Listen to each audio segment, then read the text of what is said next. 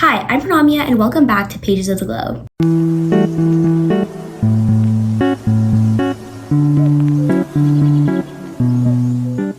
So if you're new to my channel or you just want a quick refresher of what my channel is about, I essentially post videos about short stories and poems. I'll read them aloud and then I'll give you a quick analysis on them and I'll tell you about maybe what historical context they come from or a little about the author, why the author chose to write this, things like that. If you want to know more, you can always check out the introductory video on my channel. But without further ado, let's get on with the video.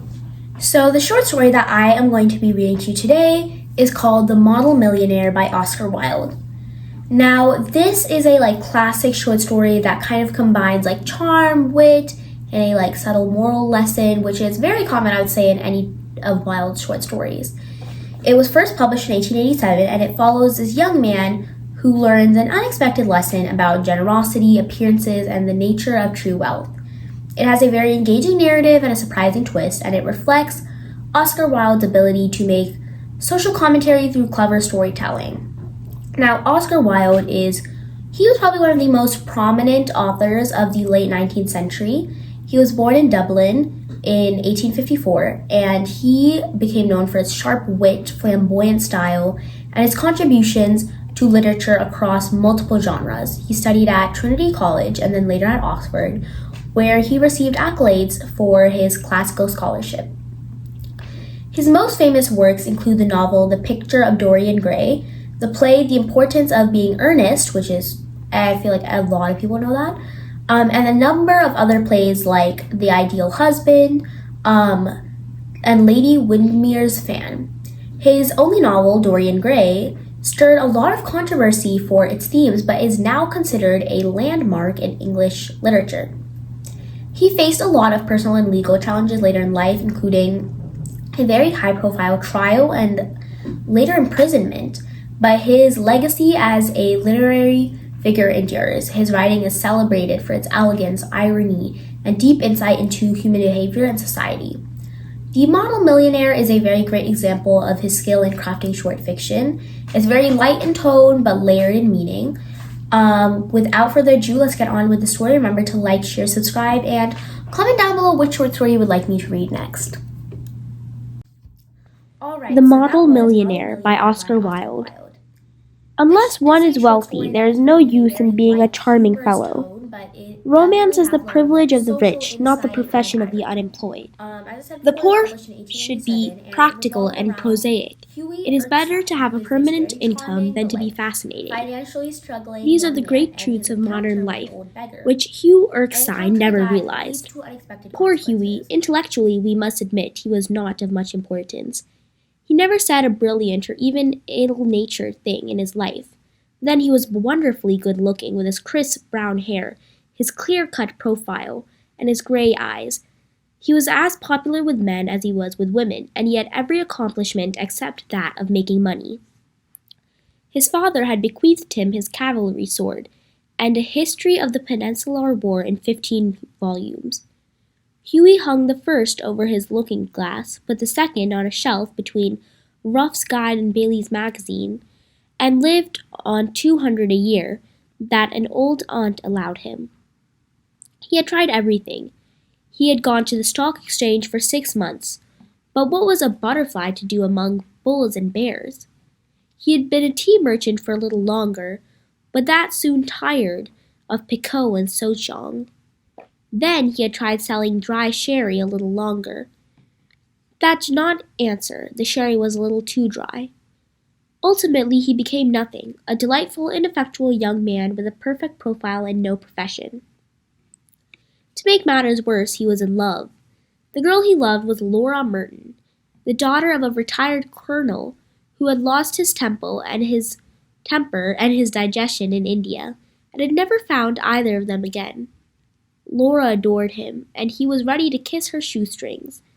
They were the handsomest couple in London, and had not a penny piece between them.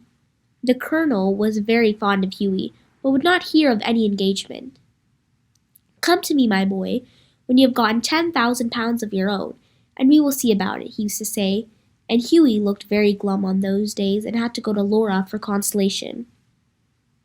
On the morning, he was on his way to Holland Park, where the Mertons lived, and he dropped in to see a great friend of his, Alan Trevor. Trevor was a painter. Indeed, few people escape that nowadays. But he was also an artist, and artists are rather rare.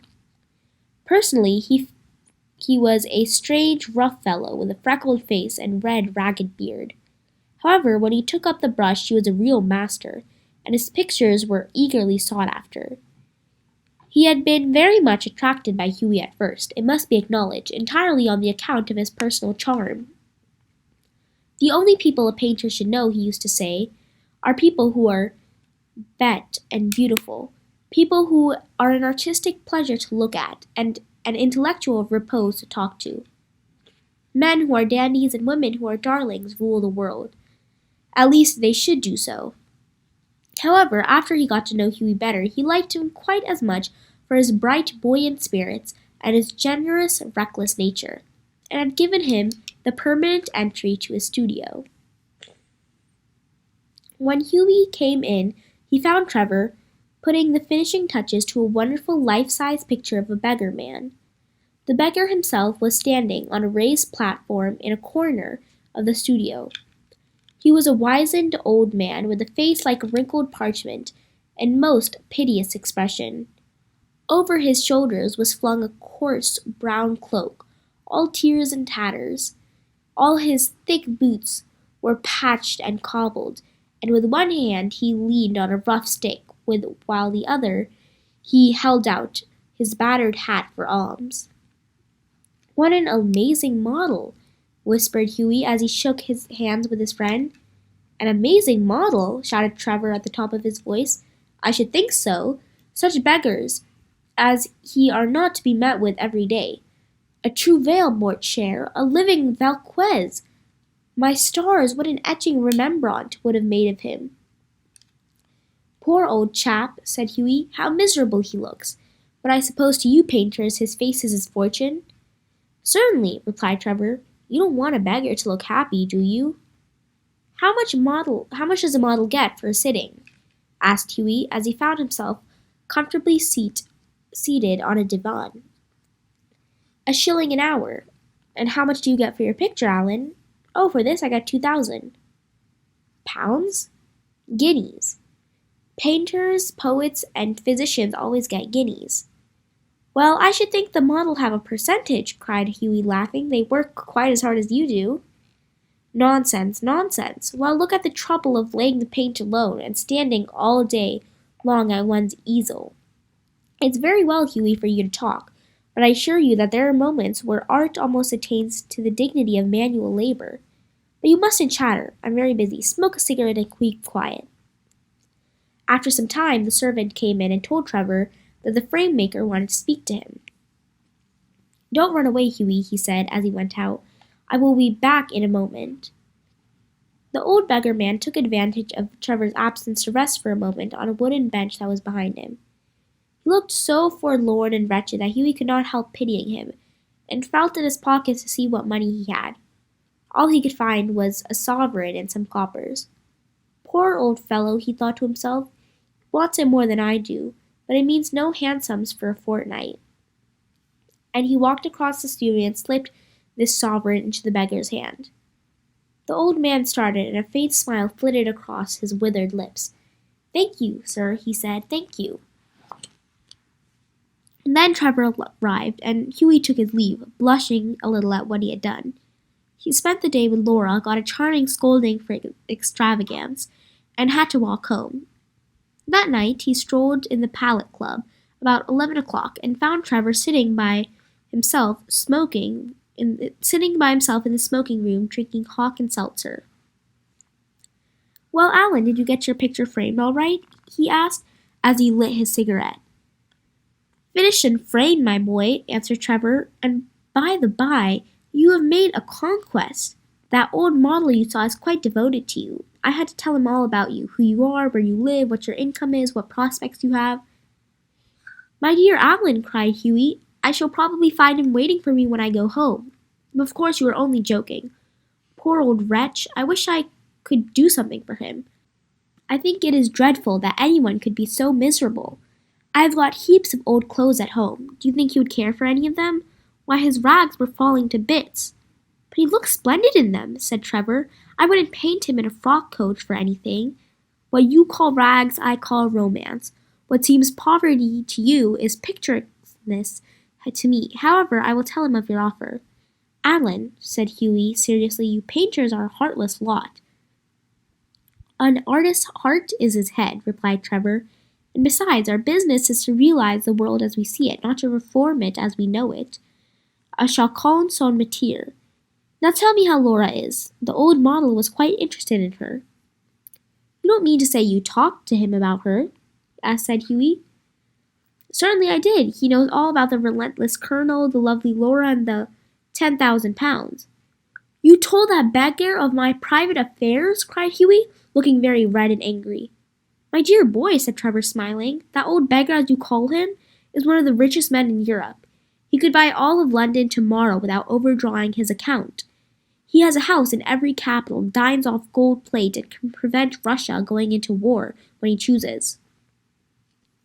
What on earth do you mean? Exclaimed Hughie. What I say, said Trevor. The old man you saw today in the studio was Baron Hausberg. He is a great friend of mine, buys all my pictures and that sort of thing, and gave me a commission this month to paint him as a beggar. Que voulez-vous? La fancy d'un millionaire. And I must say he has made a magnificent figure in his rags, or perhaps I should say in my rags. They're an old suit I got in Spain. Baron Hausberg, cried Hughie. Good heavens, I gave him a sovereign. And he sank into an armchair, the picture of dismay. Gave him a sovereign, shouted Trevor, and he burst into a roar of laughter. My dear boy, you'll never see it again. Son affaire c'est l'argent des autres. I think you might have told me, Alan, said Hughie sulkily, and not have let me make such a fool of myself. Well, to begin, Hughie, said Trevor, it never entered my mind that you went about distributing arms in that reckless way. I can understand you kissing a pretty model, but you're giving a sovereign to an ugly one? By Jove, no.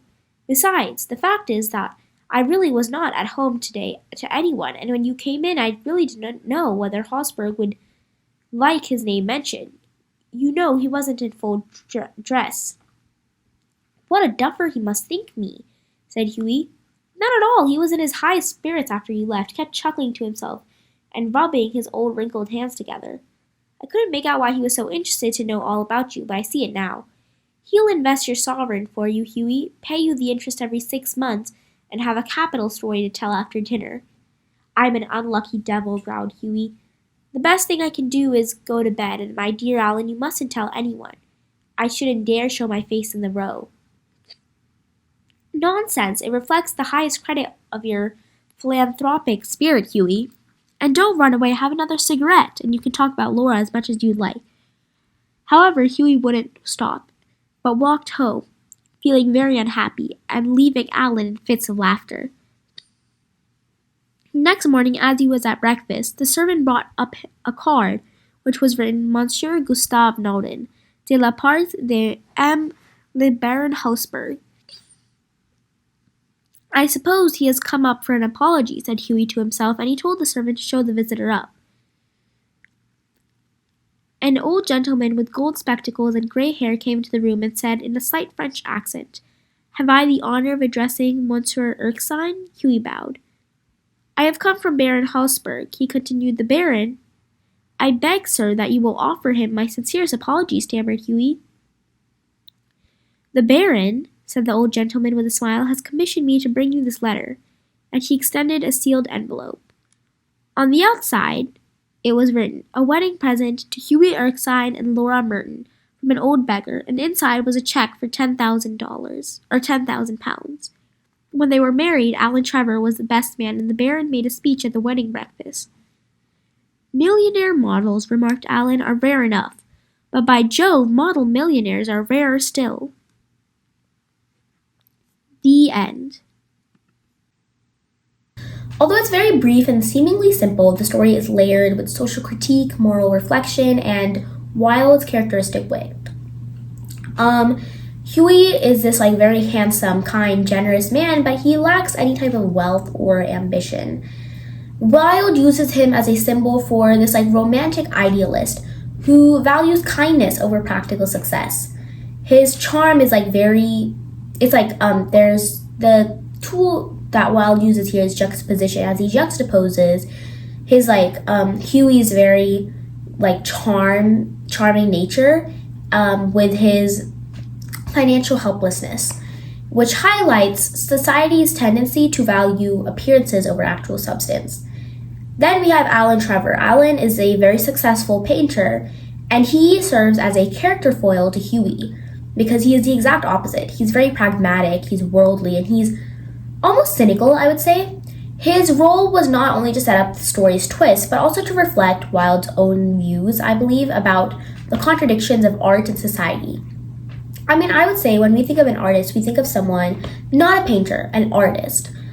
I feel like the word artist just incites this image in your mind of someone who is very, creatively, they have a lot of creative freedom, and they view things in a very, idealistic way. However, Alan is so different. He has his own ideas. I would say he's very practical when it comes to things. And Trevor in this case, recognizes the irony in portraying this humongous billionaire as an essential beggar, which is kind of the heart of the story. Now, who is this model millionaire? The beggar is later revealed to be Baron Hallsberg, who is a very, very, very wealthy man. This character is key to the story's twist and thematic resolution. He serves as a critique of superficial judgment. He is this man of wealth who chooses to pose as a beggar, perhaps to better understand society or test the sincerity of others. Now, what are some of the, moral lessons that they're trying to show? Well, obviously, first of all, the one is that your external appearance can be very misleading. A wealthy man can look like a beggar, and a poor man can be rich in character. Essentially, Wilde is just urging us to look beyond surface level judgment, which I feel like is a very common theme in a lot of short stories, not even just short stories, but maybe even children's books that you will read. However, I think what's more interesting here is the role of art that Wilde has inserted. He's inserted this subtle commentary on the duplicity of art.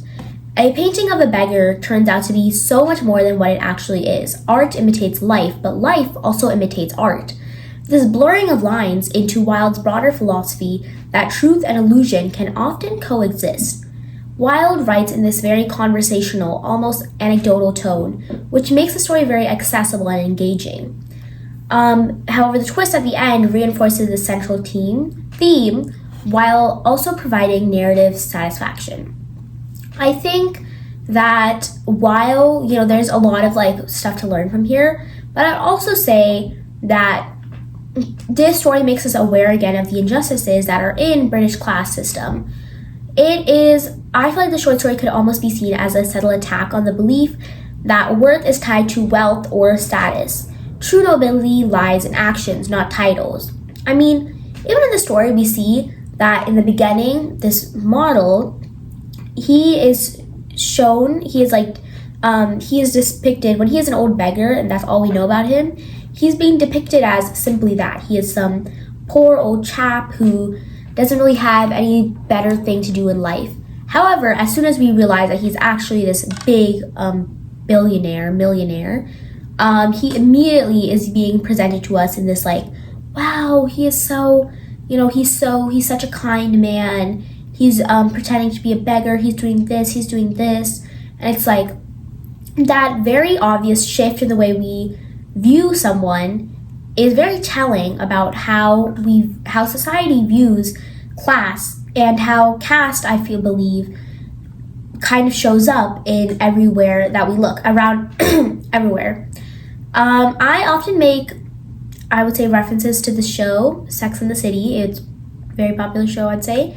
There is a line that one of the main characters, Charlotte, says, and she says, "You are pretending that we live in a classless society, but we don't," when she is talking to another good friend of hers, Miranda, who is this hotshot lawyer who is dating a simple bartender. And I feel like that is so interesting because, Charlotte is right. We are living in a casteless society. However, the minute or the second that you try to step away from that or try not to think about that, it seems that society always has its ways of reminding you. Now, that is the end of today's video. Remember to like, share, subscribe, and comment down below which short story you would like me to read next.